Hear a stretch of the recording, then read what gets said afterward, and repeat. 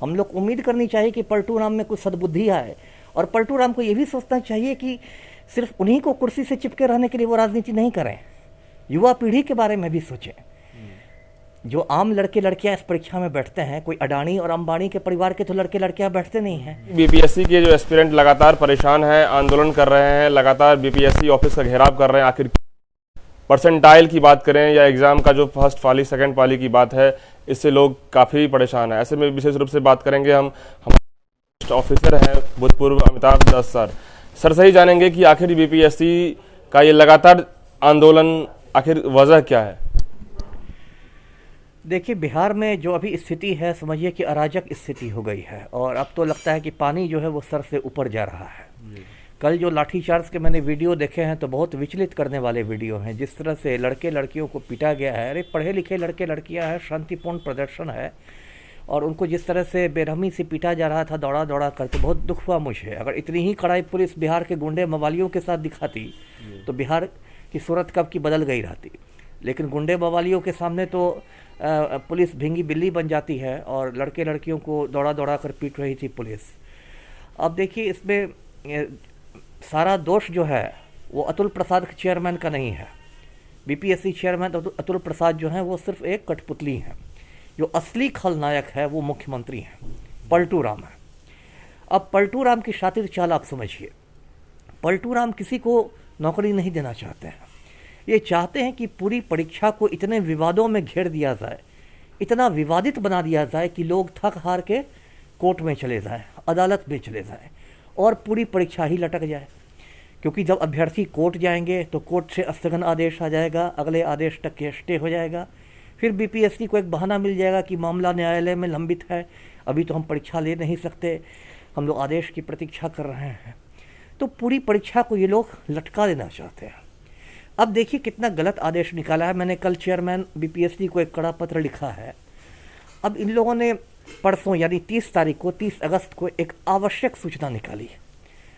आवश्यक सूचना करके वो संयुक्त सचिव का, बीपीएससी के संयुक्त सचिव ने निकाला।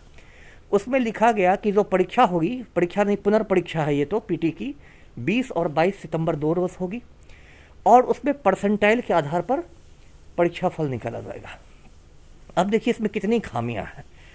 पहली खामी यह है कि बताया जा रहा है बीपीएससी के द्वारा कि 2 दिन इसलिए परीक्षा ली जा रही है क्योंकि अभ्यर्थियों की संख्या अत्यधिक है।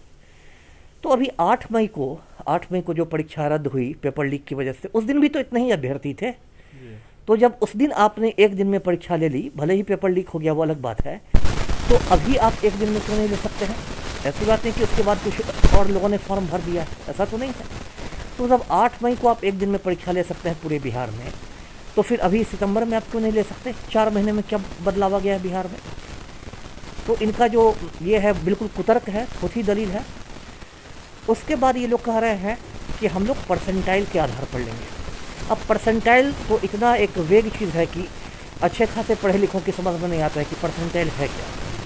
क्योंकि परसेंटेज तो समझ में आता है क्योंकि उसमें असली अंक पर परीक्षा फल निकाला जाता है। परसेंटाइल तो आभासी अंक है, और इससे घोटाले के द्वार खुलते हैं और कुछ नहीं होता है। क्योंकि जब पारदर्शिता घटेगी तो घोटाला बढ़ेगा, जो सर बीपीएससी वाले चाहते भी हैं। सबसे बड़ी बात है कि पूरा जो ये आवश्यक सूचना जो है बीपीएससी की, ये आदेश ही गैर कानूनी है, अवैध है। क्योंकि जब एक बार आप विज्ञापन निकाल देते हैं रिक्तियों के लिए, तो आप बीच में प्रक्रिया नहीं बदल सकते। यदि आपको प्रक्रिया बदलनी है तो आपको एक ताज़ा विज्ञापन निकालना पड़ेगा। तो आप फ्रेश विज्ञापन निकाल नहीं रहे हैं, आप आवश्यक सूचना डाल के पूरी परीक्षा का पैटर्न बदल रहे हैं। ये अवैध है, गैर कानूनी है, इल्लीगल है, और इसको इसी आधार पर कोर्ट में चुनौती दी जा सकती है। तो मैंने तो भी चेयरमैन बीपीएससी को पत्र लिखा है, उसमें मैंने तो कहा है कि लगता है कि आप लोगों में मोहम्मद बिन तुगलक की आत्मा का प्रवेश हो गया है। हम लोग इतिहास में पढ़ते थे कि मोहम्मद बिन तुगलक दिल्ली का सुल्तान था तो तुगलकी फरमान जारी करता रहता था। रातों रात बोलता था कि हमारे सल्तनत की राजधानी दिल्ली नहीं दौलताबाद होगी। रातों रात सबको कहता था दौलताबाद चलो, फिर कहता था नहीं दिल्ली वापस चलो। तो तुगलकी फरमान से उसने आम आदमी का जीना हराम कर दिया था। अब ये बीपीएससी वाले तुगलकी फरमान सीख गए। अभी तो देखिए बीपीएससी को की विश्वसनीयता है जो वो 0 पर चली गई है। पेपर लीक हुआ है, विश्वसनीयता का ऐसे ही संकट है बीपीएससी के सामने। जो नए चेयरमैन आए थे उनको ये परीक्षा बिल्कुल कदाचार मुक्त करानी चाहिए थी कि कोई पेपर लीक नहीं हो, सब कुछ अच्छा हो। तो नए नए विवादों को जन्म दे रहे हैं। तो मुख्यमंत्री आज जो है आज इस विशेष स्तरीय मीटिंग बुला रहे हैं बीपीएससी पे, क्या कुछ बीपीएससी के जो स्टूडेंट है उसके लिए हितकारी रहेगा? अब देखिए, मैंने सीएमओ का ट्वीट देखा है, चीफ मिनिस्टर ऑफिस का मैंने ट्वीट देखा है। ट्वीट में लिखा गया है कि माननीय मुख्यमंत्री ने बीपीएससी के अभ्यर्थियों की समस्याओं का संज्ञान लिया है और आज एक उच्च स्तरीय बैठक बुलाई गई है। तो हम लोग को उम्मीद करनी चाहिए कि पलटू राम को सद्बुद्धि आएगी और ये जो तुगलकी फरमान जारी किया गया है इसको वापस लिया जाएगा, क्योंकि अगर ये लोग वापस नहीं लेते हैं तो ये आंदोलन और बढ़ेगा। मैं हिंसा का समर्थन नहीं करता, विरोध होना चाहिए, शांतिपूर्ण होना चाहिए, लेकिन शांतिपूर्ण आंदोलन और बढ़ेगा। सर कल देखे कि सिटी एसपी जो एक बड़े रैंक के पदाधिकारी होते हैं उनको लाठी लेके दौड़ते हुए और एकदम छात्राओं के साथ मतलब गलत तरीके से बात कर रहे थे। दुर्भाग्य।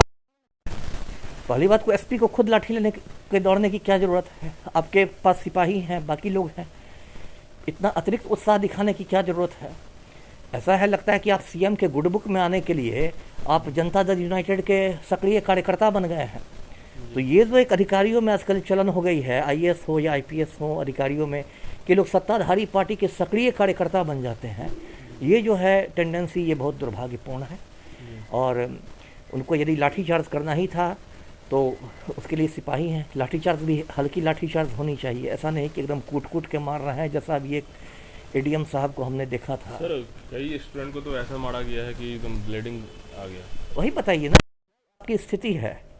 बिहार में बड़े बड़े अपराधी जो हैं वो गुंडे मवाली वो घूम रहे हैं। श्रीमती लेसी सिंह, मैं तो खुलेआम कहता हूँ, बिहार सरकार में माननीय मंत्री हैं, वो पूर्णिया में अपराधियों का गिरोह चलाती हैं और अपराधी होकर वो माननीय मंत्री बनी हुई गाड़ी पर तिरंगा लगाकर घूम रही हैं। और लड़के लड़कियां जो पढ़े लिखे हैं उनको आप पीट पीट कर उनकी लगता है जान ले लेंगे, किसी की हड्डी टूट रही है, पसली टूट रही है, ब्लीडिंग हो रही है। लेकिन सर जब हम वहाँ के जितने भी स्टूडेंट हैं, जब जिस तरीके से लाठीचार्ज की गई, जब उनसे बात कर रहे थे तो स्टूडेंट यही बता रहे थे कि जब सरकार अहिंसक हो जाएगी तो भी स्टूडेंट को भी अहिंसक होना पड़ेगा। अहिंसक या हिंसक? मतलब कि हिंसक होना, जब सरकार हिंसक हो जाएगी तो स्टूडेंट को भी हिंसक होना पड़ेगा। नहीं, इसका तो मैं समर्थन नहीं करता। देखिए, सरकार यदि हिंसक हो रही है तो सरकार की मतलब क्या है, बुद्धि भ्रष्ट हो गई है। लड़के लड़कियों को तो हिंसा से दूर रहना चाहिए। मैं तो हमेशा पीसफुल प्रदर्शन की बात करता। स्टूडेंट यही कह रहे हैं कि अब जब सरकार जब इस तरह से हम लोग पे खड़ा उतरेगी तो हम लोग को भी हॉकी स्टिक लेके आना पड़ेगा। नहीं नहीं, ये तो गलत बात है। देखिए, कीचड़ से कीचड़ साफ नहीं होता है और हिंसा का जवाब हिंसा नहीं है। उस स्टूडेंट ने गुस्से में कह दिया होगा, अब एक कहते हैं ना जवानी का जोश होता है, उसमें उसने कह दिया है। लेकिन मैं उस हिंसा का सपोर्ट नहीं करता। पुलिस ने लाठीचार्ज यदि गलत किया तो उसका विरोध होना चाहिए, लेकिन शांतिपूर्ण तरीके से। ऑफिसर बनना है तो बिल्कुल बिल्कुल। यदि आप अधिकारी बन रहे हैं, बीपीएससी आप पास करेंगे तो आप अधिकारी बनेंगे, कल को एक आप जिम्मेदार अधिकारी होंगे। तो आज आप यदि आप हॉकी स्टिक लेके आप ही गुंडाई करने लगेंगे तो फिर आप पर भी उंगली उठेगी। जी। क्योंकि सर एक सवाल है कि नीतीश कुमार के पास गृह मंत्रालय है और जिस तरीके से रवैया दिखता है, क्या इस पर में नीतीश कुमार को लगता नहीं है कि स्टूडेंट को जल्द से जल्द समीक्षा करके मीटिंग करके मामला ही खत्म कर दें? कि आज जो उच्च स्तरीय बैठक हो रही है, आम लड़के लड़कियां परीक्षा में बैठते हैं, अपनी आजीविका का सवाल है, दाल रोटी का सवाल है, तो कुछ पलटू राम उनके लिए भी चिंता करें। नहीं सर, जब ऐसा बात है कि इस मुख्यमंत्री नीतीश कुमार मतलब कि इन लोगों को ध्यान देने में लेट कर रहे हैं, तो सर सत्ता आती है जाती है, फिर एक दिन कुर्सी से हटेंगे ही, फिर दिक्कत हो जाएगा ना।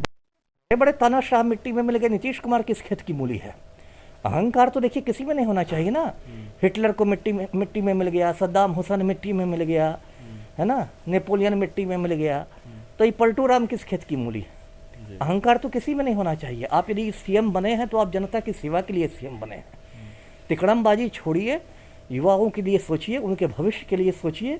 कुर्सी तो आनी जानी है। बिल्कुल। तो आपने जिन्होंने बताया कि कुर्सी आती है जाती है, लेकिन ऐसे में जो अभ्यर्थी हैं जिस तरीके से अपनी मांग को रख रहे हैं पूरा जोश के साथ, उनको समझना चाहिए और जल्द से जल्द मुख्यमंत्री जी को सद्बुद्धि मिल जाए कि स्टूडेंट के हित का फैसला हो जाए, ताकि यदि स्टूडेंट का हित का फैसला नहीं होगा आंदोलन जारी रहेगा और स्टूडेंट जो है वो आंदोलन करते रहेंगे इस मामले को लेकर। चूँकि उनका जो परसेंटाइल सिस्टम है, जो फर्स्ट पाली सेकंड पाली जो सिस्टम है कि एग्ज़ाम किस तरीके से ली जाएगी, कहीं ना कहीं स्टूडेंट को लग गया है डर कि इसमें धांधली हो सकती है। क्यों ना धांधली को पहले से ही हम लोग आंदोलन के माध्यम से बंद करें, क्योंकि इससे पहले भी पेपर लीक हुआ और पेपर लीक होने के बाद अभी तक पूरा क्लियरेंस नहीं हुआ है कि कौन इस पेपर लीक का मेन चेहरा है। तो ऐसे भी अपडेट्स के लिए देखते रहिए हमारा न्यूज़। तब तक के लिए धन्यवाद।